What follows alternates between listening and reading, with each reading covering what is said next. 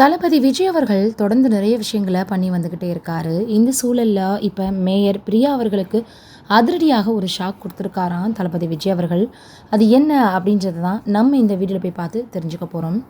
தொடர்ந்து மக்களுக்கு நிறைய நலத்திட்ட உதவிகளை செய்வார் அப்படின்னு இன்னுமுமே மக்கள் எதிர்பார்த்து காத்துட்ருக்காங்க. இந்த சூழலில் நிறையவே நம்ம தொடர்ந்து அவர் என்னென்ன பண்ணி வந்துட்டுருக்காருன்னு சமூக வலைதளங்களில் நம்ம அவரை ஃபாலோ பண்ணி வந்துட்டே தான் இருக்கோம். இந்த சூழலில் என்ன பண்ணியிருப்பார் அவர் அப்படின்னு நம்ம வீடியோக்குள்ளே போய் பார்த்து தெரிஞ்சுக்க போகிறோம்.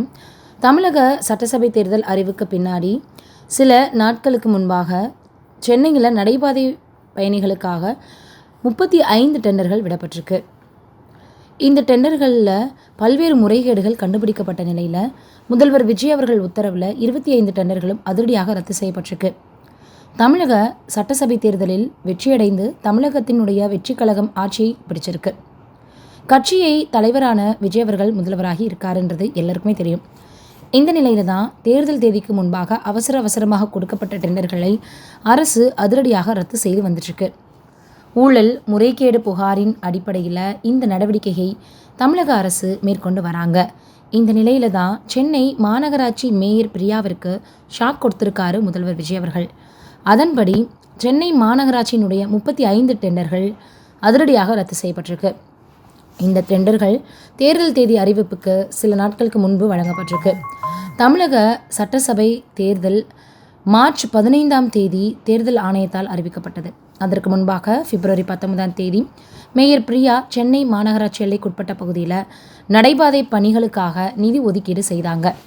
இதை அடுத்து சென்னை மாநகராட்சியின் சிறப்பு திட்டங்கள் துறையில் சார்பில் பிப்ரவரி 20ஆம் தேதி 35 பேக்கேஜ்கள் டெண்டர் விடப்பட்டிருக்கு. அதன்படி சென்னை அடையாறில் இருக்கக்கூடிய சாஸ்திரி நகர், பெசன் நகரில் இருக்கக்கூடிய 4வது அவென்யூ அப்படின்னு நிறைய பார்த்திங்கன்னா பல இடங்களில் நடைபாதைகள் அமைக்க டெண்டர் கொடுக்கப்பட்டிருக்கு. இதில் முறைகேடுகள் நடந்ததாக சொல்லப்படுது. அதாவது சில ஒப்பந்ததாரர்கள் டெண்டர் மதிப்பை முன்கூட்டியே நிர்ணயம் செஞ்சுட்டாங்களாம்.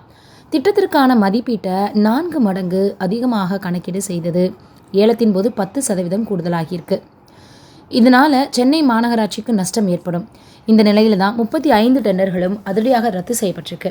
இதில் ஒவ்வொரு டெண்டரும் 2 அல்லது 3 சாலைகளை உள்ளடக்கியதோடு மட்டும் இல்லாமல் அதன் மதிப்பு 8 கோடியிலிருந்து 9 கோடி வரைக்கும் இருக்குதான். மொத்த மதிப்பு அப்படின்னு பார்த்தோன்னா 284 கோடி. ஆனால் உண்மையிலேயே ஒரு பேக்கேஜ் பணிகளுக்கு 1.25 கோடி முதல் 2 கோடி தான் செலவு வரும் அப்படின்னு கணக்கீடு செய்யப்பட்டிருக்கு. இது பற்றி அதிகாரி ஒருத்தர் சொல்லும்போது, பொதுவாக நடைபாதை பணிகளுக்கு கொத்து வேலை, கான்கிரீட் சமன்படுத்துதல் உள்பட அந்த பணிகள் மட்டும்தான் இருக்கும். இதற்கு 1.25 2 கோடி வரை தான் செலவே ஆகும். இந்த டெண்டர்களுக்கான பணி ஆணைகள் இன்னும் வழங்கப்படாத நிலையில் தற்போது ரத்து செய்யப்பட்டிருக்கு. இதன் பின்னணியில் முதல்வர் விஜய் அவர்கள் இருக்கார். முதல்வராக இருக்கக்கூடிய விஜய் அவர்கள் நகராட்சி நிர்வாகம் மற்றும் குடிநீர் வழங்கல் துறையை தன் வசம் வச்சிருக்கார். தேர்தல் நெருங்கும் போது முந்தைய ஆட்சியில் வழங்கப்பட்ட அனைத்து டெண்டர்களையும் தீவிரமாக ஆய்வு செய்யணும் அப்படின்னு சென்னை மாநகராட்சிக்கு அதிரடியாக உத்தரவிட்டிருக்கார்.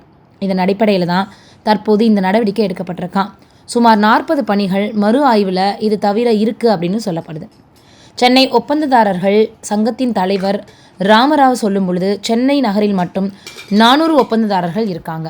இதனால் ஓப்பன் டெண்டர் விட்டு இருந்தால் பலருமே பங்கேற்றிருப்பாங்க, நிதி சேமிப்பு ஏற்பட்டிருக்கோ. ஆனால் டெண்டர் எடுக்க சில ஒப்பந்ததாரர்களுக்கு மட்டுமே அனுமதி வழங்கப்பட்டிருக்கு.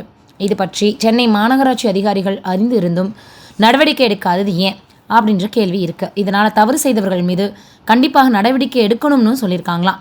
இதனால் இப்போ என்ன சொல்லி வராங்க அப்படின்னா, நிச்சயமாக எல்லா துறைகள்லையுமே இதில் போல் அதிரடியான மாற்றங்கள் வரும் அப்படின்றதுல எந்த விதமான சந்தேகமும் கிடையாதுன்னு சொல்லியிருக்காங்க. நீங்கள் என்ன நினைக்கிறீங்கன்றதை மறக்காமல் கமெண்ட்டில் சொல்லுங்கள்.